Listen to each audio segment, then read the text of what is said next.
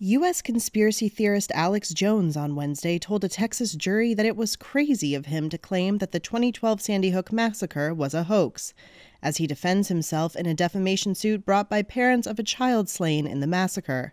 Jones, founder of the InfoWars radio show and webcast, is on trial to determine how much he must pay for spreading falsehoods about the killing of 20 children and 6 staff at Sandy Hook Elementary School in Newtown, Connecticut in 2012. Jones told jurors that the shooting was 100% real and said he sought years ago to distance himself from the theory that the shooting was staged. The trial at times has been as unusual as its defendant. Judge Maya Guerra Gamble admonished Jones on Tuesday for not telling the truth under oath after he falsely told the jury he was bankrupt and had complied with discovery in the case.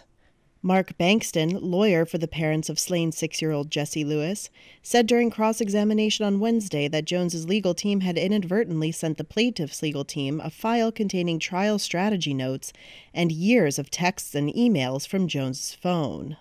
A visibly stunned Jones responded that it was a, quote, Perry Mason moment. Bankston accused Jones of approaching the trial in bad faith and showed a video of Jones telling his InfoWars viewers just days ago that the jury in his case was full of people who, quote, don't know what planet they're on. Jones has already been found liable for defamation by Gamble, who issued a rare default judgment against him in 2021. The parents, Neil Heslin and Scarlett Lewis, are seeking as much as $150 million from Jones and his company, Free Speech Systems, LLC. Heslin told jurors on Tuesday that the falsehoods Jones spread to his millions of listeners made his life hell and resulted in a campaign of harassment and death threats against him. Free Speech Systems declared bankruptcy last week. Jones said during a Monday broadcast that the filing will help the company stay on the air while it appeals. Video posted to TikTok by the mayor of Wichita shows abortion rights activists celebrating after voters in Kansas defeated a ballot measure that would have stripped abortion protections from the state constitution. The vote on Tuesday was the first statewide electoral test on the divisive issue since the U.S. Supreme Court struck down a 50-year precedent enshrining the nationwide constitutional right to abortion. This fight is not over. U.S. President Joe Biden has pledged to defend the right to abortion and on Wednesday hailed the Kansas referendum result as a powerful signal that American women would not let their rights be stripped away. They don't have a clue about the power of American women. Last night in Congress in Kansas, they found out. Biden signed an executive order asking the federal health department to consider allowing Medicaid funds to be used to help facilitate out-of-state travel for abortions, as the battle over abortion rights plays out in the states. But this was an incredibly decisive victory, and we ran a campaign that was focused on talking to voters across the political spectrum. Rachel Sweet is with Kansans for Constitutional Freedom, a group that supports abortion rights, and pressed voters to reject the amendment. Political analysts had expected the Kansas amendment to pass, given that Republicans typically turn out in greater numbers than Democrats and independents for the state's primary elections. But Ashley All, also with Kansans for Constitutional Freedom, said the Supreme Court decision pushed voters to make their voices heard. That day, I think, was a wake-up call for Kansans who really did think their constitutional rights were protected at the federal level, and they found out that day that they were not. The amendment's failure in the conservative state lifted Democrats' hopes that the issue of abortion rights will draw voters to the party in November's midterm elections.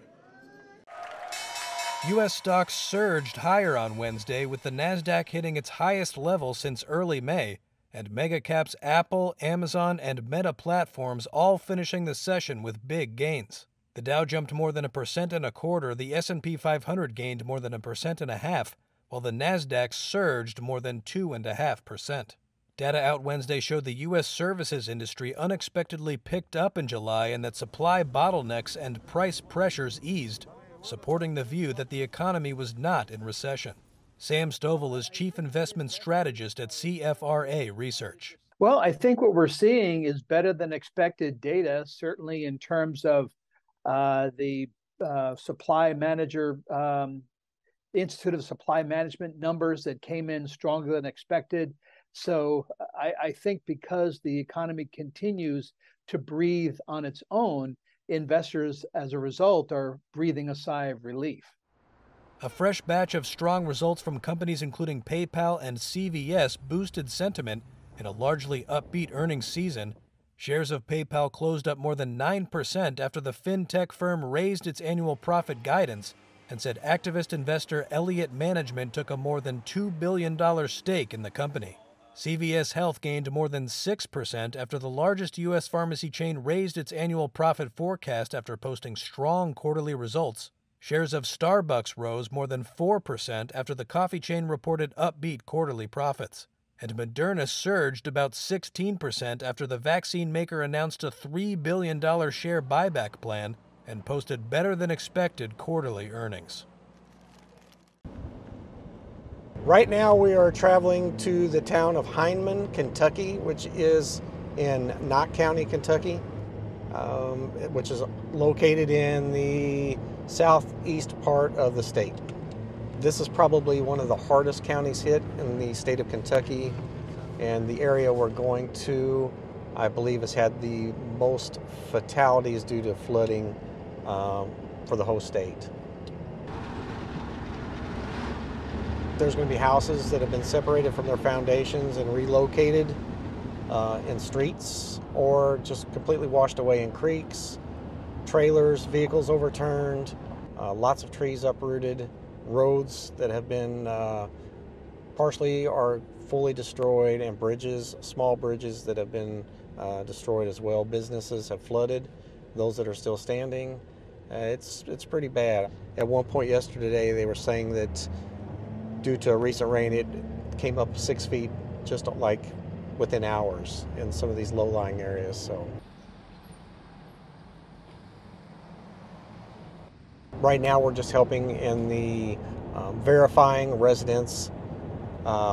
If they've been vacated, there's nothing remaining, no bodies or people that are staying back. They're doing okay and they're not suffering, and mostly just identifying, clearing the area from people that might be remaining behind that need assistance getting out. The first grain ship to leave a Ukrainian port since the Russian invasion cleared another hurdle on Wednesday, passing through the Bosphorus Strait. The hope is that the closely watched ship will be the first of many to help ease a global food crisis. But Ukrainian President Volodomyr Zelenskiy played it down while speaking virtually to students in Australia. He said the shipment is just a drop in the bucket compared to what's needed.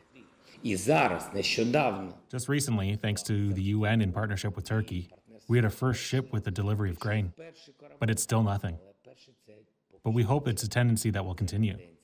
In total, the consequences of this war are horrible, not only for Ukraine, but for the whole world. They will be horrible. The Rizzoni left Odessa on Monday, heading to Lebanon with nearly 30,000 tons of corn. Welcome to Turkey. By Wednesday, the ship had cleared a key inspection by Russian, Ukrainian, Turkish, and UN personnel. Its departure comes after Turkey and the UN brokered a grain and fertilizer export deal between Moscow and Kyiv last month. Russia had blockaded the ports after launching what it calls a special military operation in February. The agreement marked a rare diplomatic breakthrough in a drawn-out war of attrition. Ukraine's infrastructure minister says 17 more ships are loaded and waiting for the green light to set sail. As for the Rizzoni, Ukraine's ambassador to Lebanon says it's expected to arrive in Tripoli within 5 days.